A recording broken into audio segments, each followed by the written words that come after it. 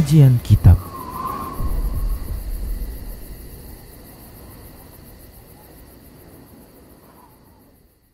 Bismillah, assalamualaikum warahmatullahi wabarakatuh. Innal hamdalillah nahmaduhu wa nasta'inuhu wa nastaghfiruh wa na'udzu billahi min shururi anfusina wa min sayyiati a'malina. May yahdihillahu fala mudilla lahu wa may yudlilhu fala hadiyalah. Wa ashhadu an la ilaha illallah wahdahu la syarika lah. Wa ashhadu anna Muhammadan abduhu wa rasuluhu sallallahu alaihi wasallam. Qala Allah tabaraka wa ta'ala, ya ayyuhalladzina amanu taqullaha haqqa tuqatih wa la tamutunna illa wa antum muslimun. Ya ayyuhan nasu taqu rabbakumul ladzi khalaqakum min nafsin wahidah wa khalaqa minha zawjaha wa bassa minhuma rijalan katsiran wa nisaa'a wattaqullaha alladzi tasaaluna bihi wal arham innallaha kana 'alaikum raqiba. Ya ayyuhalladzina amanu taqullaha wa qulu qawlan sadida yuslih lakum a'malakum wa yaghfir lakum dhunubakum. Wa may yuti'illaha wa rasulahu faqad faza fawzan 'azima, amma ba'd. Fa inna asdaqal hadisi kitabullah wa khairal huda huda Rasulillah sallallahu alaihi wasallam. Wa syarrul umuri muhdatsatuha wa kullu muhdatsatin bid'ah wa kullu bid'atin dhalalah wa kullu dhalalatin finnar. Alhamdulillah, tak lupa kita selalu bersyukur kepada Allah atas semua nikmatnya. Salawat dan salam tak lupa kita ucapkan untuk Rasulullah sallallahu alaihi wasallam. Para hamba Allah rahimani warahmatullah, para pemirsa Rasyad TV dan para pendengar radio Medan Mengaji serta para pemirsa media sunnah yang turut serta menyiarkan kajian ini. Kita lanjutkan masih membahas tentang sholat berjamaah di pembahasan tentang hukum orang yang masbuk dalam salat berjamaah. Baik para hamba Allah rahimani wa rahimakumullah, sudah kita bahas pada pertemuan yang lalu terkait dengan kadar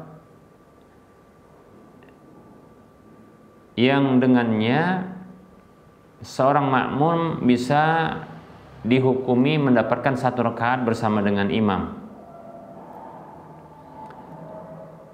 Kemudian begitu juga apakah dibolehkan seorang makmum dia ruku sebelum masuk ke shaf untuk mendapatkan rakaat yang dia buka sholat tersebut dengan takbiratul ihram sebelumnya. Ini juga sudah kita sebutkan pada pertemuan yang lalu. Nah, saat ini ya, ini menurut pendapat jumhur ulama, apakah dipersyaratkan tumakninah di dalam ruku bagi makmum untuk mendapatkan rakaat tersebut? Baik para hamba Allah rahimani wa rahmakumullah, jadi para ulama dalam kalangan jumhur ulama yang berpendapat bahwasanya dengan mendapatkan ruku bersama dengan imam maka itu mendapatkan satu rakaat. Baik para hamba Allah rahimani wa rahimakumullah. Nah, apakah ya dipersyaratkan tumakninah dalam ruku bersama dengan imam ini untuk mendapatkan rakaat tersebut? Nah, ternyata jumhur ulama pun mereka berbeda pendapat ya. Sebagian ulama dari kalangan jumhur ulama ya, mereka mempersyaratkan adanya tumakninah bagi makmum di dalam ruku sebelum imam itu mengangkat kepalanya dari batasan ruku yang cukup, dan bersama dengan imam itu dalam tumakninah. Jadi contohnya kalau imam itu Allahu Akbar ruku ya, dan di belakang ini atau ada jamaah di belakang sudah ruku, kemudian ada makmum yang dia datang dan ingin mendapatkan satu rakaat imam tersebut. Nah, satu pendapat ulama mengatakan dipersyaratkan ya dia tumak ninah di dalam rukuknya dia bersama dengan imam sebelum imam mengangkat kepalanya bangkit. Ya, jadi dia Allahu Akbar, maka dia harus dapatkan tumak ninah. Allahu Akbar. Tumak ninah, makmum tumak ninah, imam juga tumak ninah, baru bisa dikatakan dapat. Menurut pendapat ini, kalau seandainya contoh ini, ya, imamnya rukuk terlebih dahulu, Allahu Akbar, baru makmum, ya, yang telat ini itu dia baru masuk, kemudian dia takbiratul ihram Allahu Akbar. Ketika dia Allahu Akbar, kemudian dia menyusul imam untuk ruku, begitu dia sampai ruku imam bangkit, maka menurut pendapat ini, ya, tidak sah dia mendapatkan satu rakaat bersama dengan imam. Kenapa? Karena dia tidak mendapatkan tumak ninah dalam ruku bersama dengan imam sebelum imam mengangkat kepalanya. Demikian.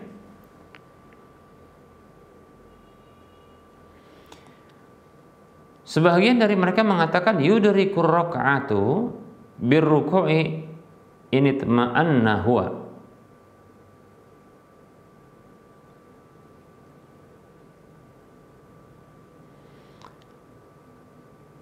Ia mendapatkan, yaitu makmum itu mendapatkan rakaat dengan ruku tersebut bila dia tumak ninah. Bila dia tumak ninah.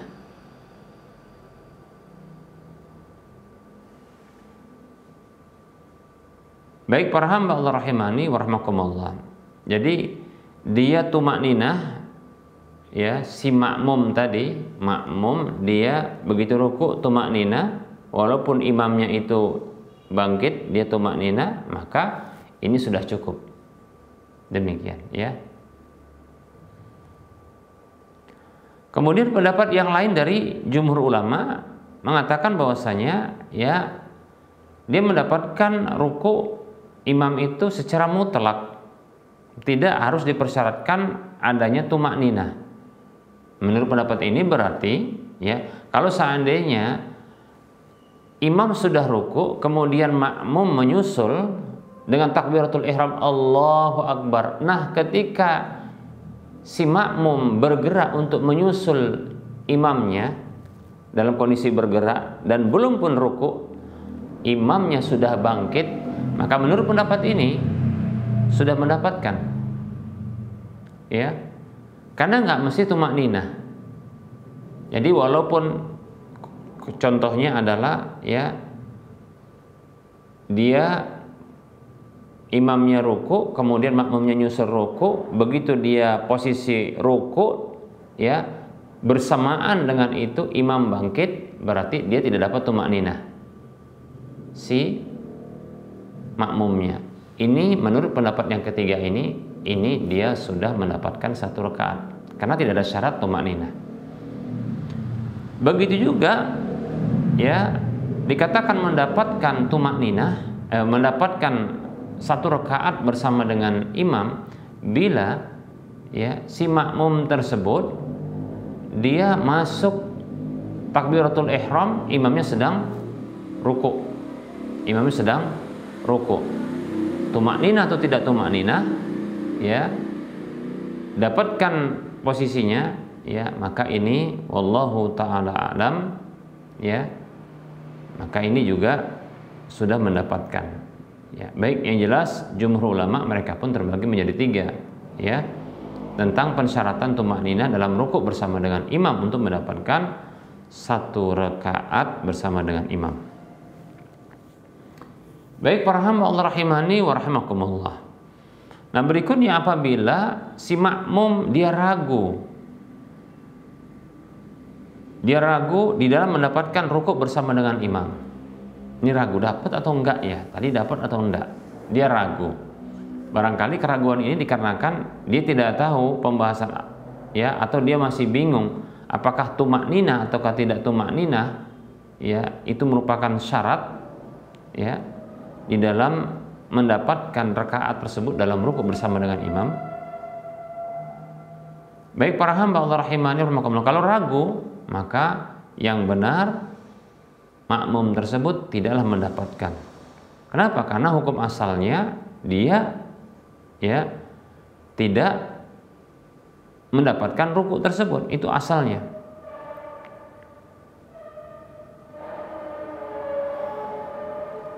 Apa alasan berikutnya? Dikarenakan hukum terhitung mendapatkan rakaat dengan mendapatkan ruku bagi yang berpendapat dengan pendapat ini itu adalah rukhsah, dispensasi. Ya. Maka rukhsah ini tidak bisa diberlakukan kecuali dengan adanya keyakinan. Demikian.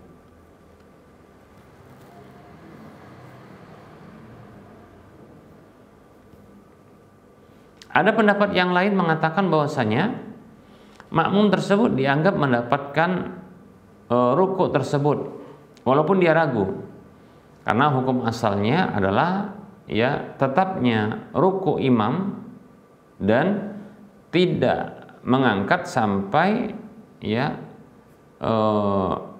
ditetapkan keyakinan imam tersebut mengangkat kepalanya. Baik para hamba Allah rahimani wa rahimakumullah. Ya, hukum asalnya memang kalau dia ragu, ya dia seperti orang yang belum mendapatkan, karena posisi sebelum itu dia adalah posisi yang tidak mengikuti imam sebelumnya. Ya, demikian. Ya, sehingga wallahu taala alam, pendapat yang kuat adalah dia tidak mendapatkan. Ya. Karena memang asalnya dia tidak dalam kondisi mengikuti imam.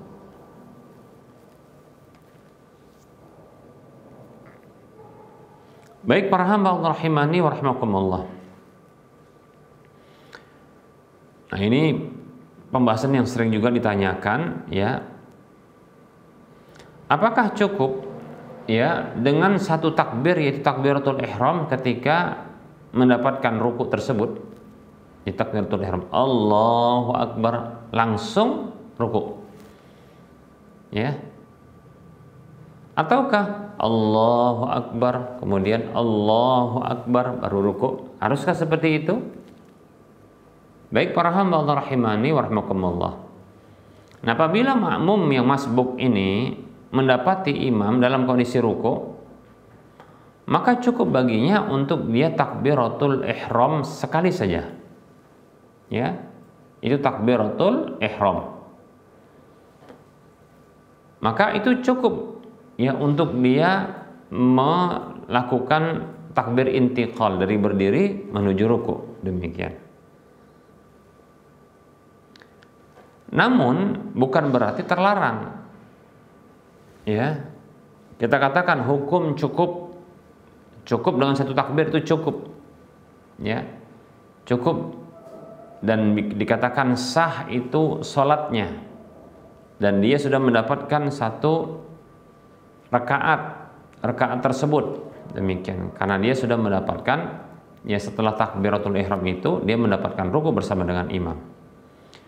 Nah, tentunya andaikan orang yang masbuk tadi itu bisa dia melakukan dua takbir.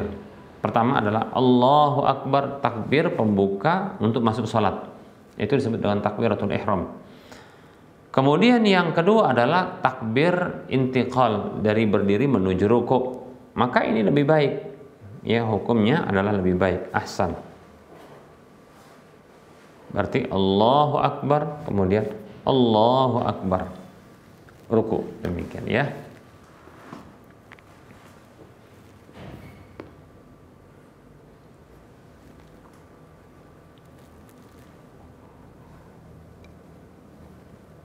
Baik para hamba Allah rahimani wa rahimakumullah. Syarat berikutnya ketika takbiratul ihram, ya, makmum yang masbuk tadi takbiratul ihramnya dalam kondisi dia berdiri. Allahu akbar. Ya. Allahu akbar. Walaupun dia dua kali takbir, tentunya berdiri. Allahu akbar, kemudian Allahu akbar, dia ruku untuk mendapatkan ruku bersama dengan imam. Dua kali takbir boleh. Satu kali takbir boleh. Yaitu Allahu akbar langsung ruku, demikian. Ya. Boleh. Tapi syaratnya para hamba Allah rahimani wa rahimakumullah,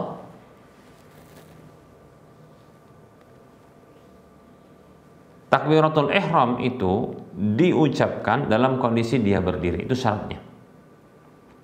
Tidak boleh dia ya Allahu Akbar takbiratul ihram atau Allahu Akbar dalam kondisi takbir belum selesai dia sudah merunduk. Nah, ini wallahu ta'ala alam tidak sah takbiratul ihramnya, sehingga tidak dikatakan dia masuk ke dalam sholat. Kenapa? Alasannya dia melakukan takbir tidak pada posisi berdiri, merunduk. Dan dikarenakan berdiri itu merupakan rukun di dalam sholat, demikian ya.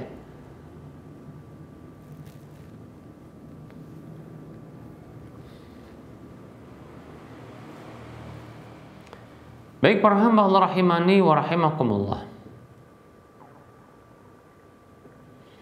Pertanyaan berikutnya atau pembahasan berikutnya, apakah boleh bagi imam tatkala dia merasakan ada orang yang mau masuk ke dalam shaf untuk sholat agar dia bisa mendapatkan ruku atau mendapatkan jamaah sholat, apakah boleh bagi imam untuk menunggu? Nah, contohnya ada orang yang buka masjid, ya, buka masjid itu dengan suaranya ini baru masuk gitu kan, sementara imamnya dia sudah ruku.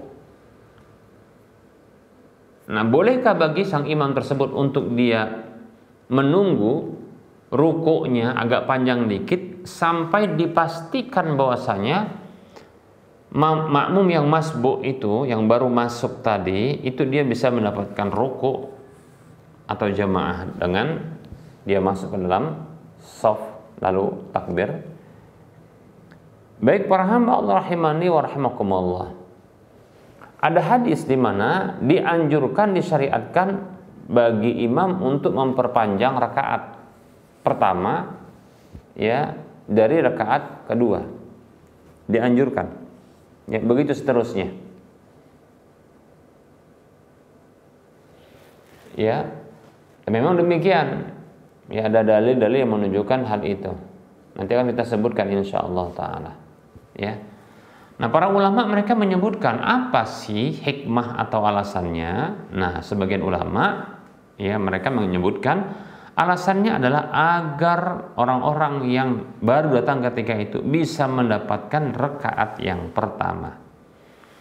Sebagaimana dalam hadis yang diriwayatkan dari Abu Qatadah radhiyallahu anhu, anna Nabiyya sallallahu alaihi wasallam kana yaqra'u fi dhuhri fil ulayaini bi ummil kitabi was surataini, bahwa Nabi Shallallahu Alaihi Wasallam dahulu pernah membaca dalam salat duhur di 2 rakaat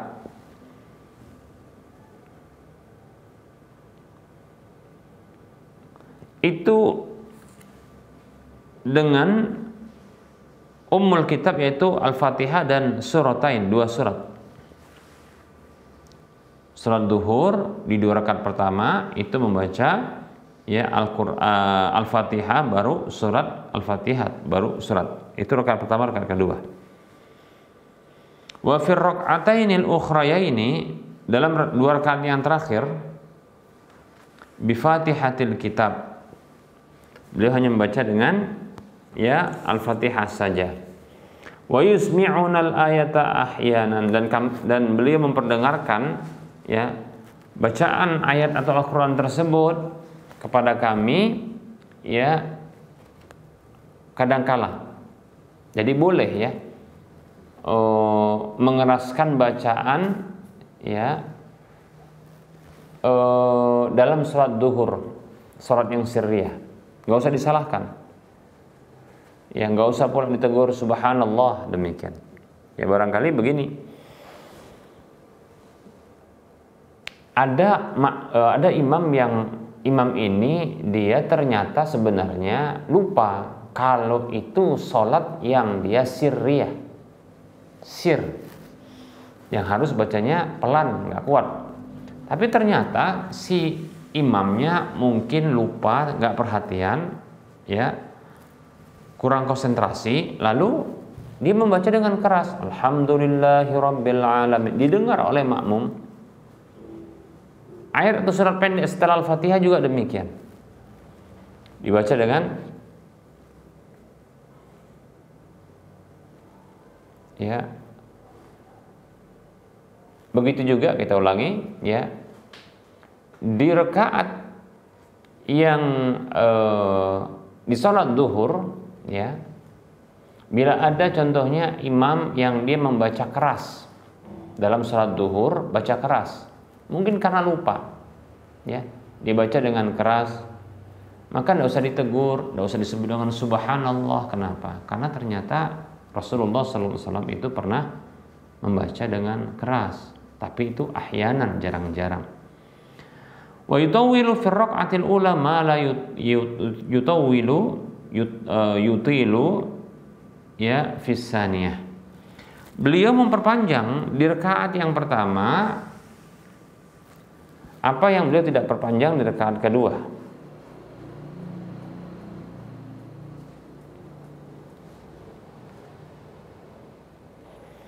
Wa hakadha fil 'asr, demikian pula dalam salat asar.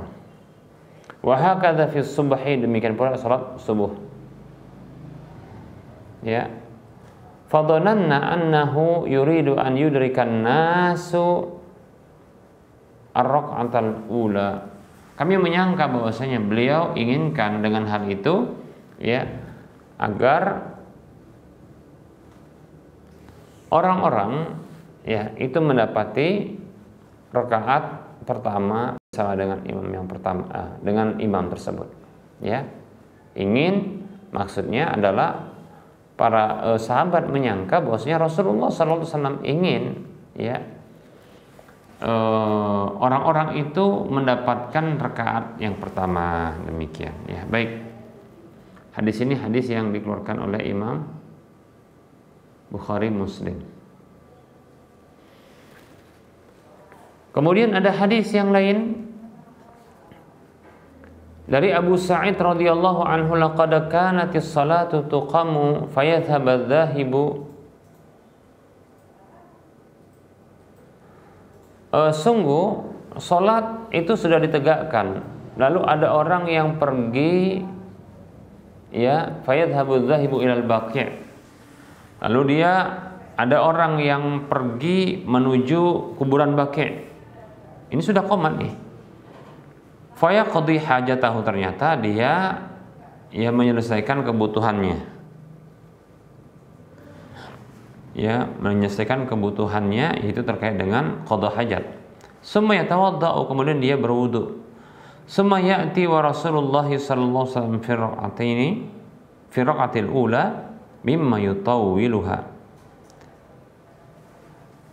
Kemudian orang tadi berwudu, kemudian dia datang, ya'ti Rasul, dan dia datang dalam kondisi Rasulullah sallallahu alaihi wasallam dalam masih rakaat yang pertama, di mana beliau memanjangkan bacaannya, ya. Hadisnya diriwayatkan oleh Imam Muslim, An-Nasai dan Ibnu Khuzaimah. Baik para hamba Allah rahimani wa rahimakumullah. Nah, dari sini sebagian orang yang berpendapat ya bahwa mendapatkan ya rakaat bersama dengan imam itu dengan mendapatkan rukuknya, mereka mengatakan bahwasanya imam apabila dia merasakan dengan orang yang baru masuk dalam kondisi dia rukuk, maka sebaiknya dia menahan dirinya agar orang tersebut bisa rukuk, mendapatkan rakaat bersama dengan imam. Selama menanti orang tersebut itu tidak memperberat, ya, tidak memperberat terlalu lama, contohnya 5 menit, ya ini kan terlalu lama, ya. Ini pendapat Imam Asy-Syafi'i, Imam Ahmad dan Imam Ishaq ibn Rahawiyah. Jadi boleh untuk ya menahan diri untuk tidak bangkit terlebih dahulu ketika rukuk, agar makmum yang baru masuk ini bisa mengikuti ruku bersama dengan imam lalu mendapatkan 1 rakaatnya. Baik para hamba Allah rahimani wa rahimakumullah. Nah, barangkali kita cukupkan untuk penyampaian materi dulu ya. Insyaallah taala masih kita bahas ya tentang salat berjamaah insyaallah taala. Nah, kita buka sesi soal jawab.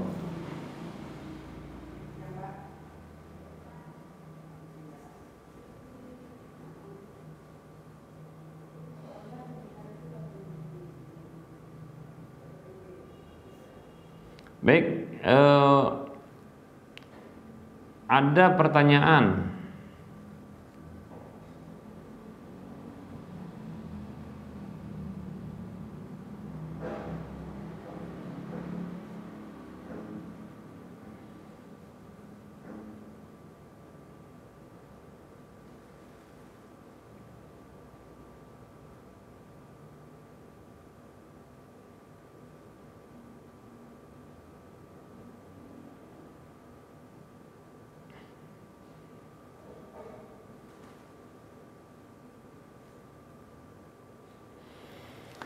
Baik, ini ada pertanyaan. Bismillahirrahmanirrahim. Assalamualaikum warahmatullahi wabarakatuh. Semoga Allah jaga antum, ustadz dan keluarga.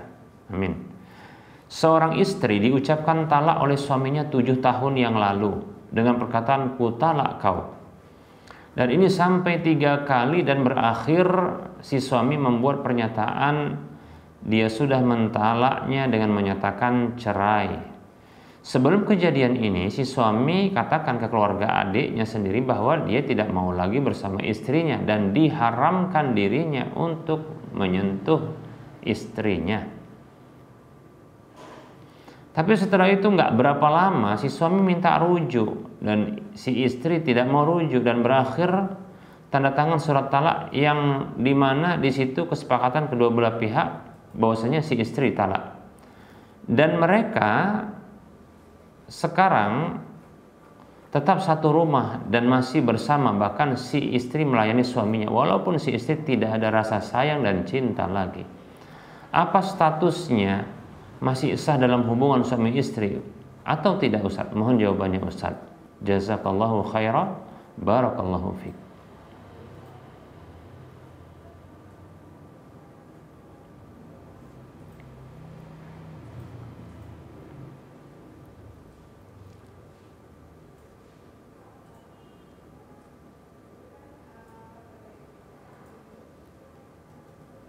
Bismillah, waalaikumsalam warahmatullahi wabarakatuh. Semoga Allah subhanahu wa ta'ala memberikan kebaikan dan kebahagiaan dan penjagaan dari segala keburukan dalam kehidupan dunia dan akhirat kita.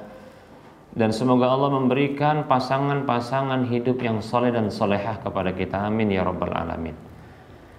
Baik ya, kasus ini jika maksud dari 3 kali talak tersebut adalah talak yang pertama dijatuhkan ku talak kamu, lalu rujuk, kemudian pada kali berikutnya ditalak lagi ku talak kamu, lalu rujuk, kemudian pada waktu berikutnya, maksudnya walaupun jaraknya tidak mesti dia berjenjang, maksudnya tidak berurutan, tapi dia jauh jaraknya dia tidak mesti berurutan dengan dekat, tapi dia jauh jaraknya. Setelah ditalak, ku talak kamu, kepada istrinya dia katakan begitu, ku talak kamu. Itu di kali kedua yang jaraknya jauh juga, kemudian rujuk lagi, ku talak kamu yang ketiga, rujuk lagi. Maka tidak boleh kembali kepada istrinya setelah talak 3 ini, ya, kecuali istrinya itu menikah dengan laki-laki lain setelah selesai masa iddahnya, lalu dia menikah dengan laki-laki lain, lalu mereka berpisah, baik itu karena kematian suaminya atau karena dicerai oleh suami barunya tadi atau suami keduanya. Selesai masa iddah baru boleh kembali. Kalau tidak maka terhitung zina. Na'udzubillah min dzalik. Ya. Nah, seperti itu. Nah, ditambah lagi di sini ya, kalau seandainya ada dalam talak-talak tersebut ketika mereka sudah menandatangani talak cerai atau cerai atau talak begitu, dan sampai berakhir masa iddah mereka itu ya belum rujuk, namun setelah itu tanpa ada akad baru mereka itu gabung kembali, maka yang seperti ini ya rujuk tanpa prosedur yang benar. Kalau sudah ada pernyataan talak, kemudian dihitung masa iddahnya, kemudian ditandatangani pula, yang terhitung bukan tanda tangan mulai perhitungannya, tapi mulai talaknya tersebut. Kemudian apabila ini sudah berakhir masa iddahnya, tahu-tahu mereka itu masih satu rumah dan masih ya melayani, maka yang seperti ini juga ya rujuk dengan tidak benar caranya. Mestinya mereka akad baru kalau jika memang demikian ya. Kalau tidak, mereka tetap seperti itu ya, saling melayani, itu jatuh kepada zina, demikian ya. Baik. Tapi kalau seandainya maksud dari ini sudah talak 3, namun talak tersebut ya diberlakukan di satu majelis atau diungkapkan secara berurutan, kutalak kamu, kutalak kamu, kutalak kamu, atau kutalak kamu 3 kali dengan di satu waktu seperti itu yang berdekatan ya, atau contohnya di satu majelis diucapkan, atau contohnya adalah ya dia melakukan talak dalam kondisi istri dalam masa iddah, ditalak dalam kondisi masa iddah, maka talak-talak seperti ini disebut dengan talak bid'i. Saya condong itu tidak berlaku. Ya, wallahu taala a'lam.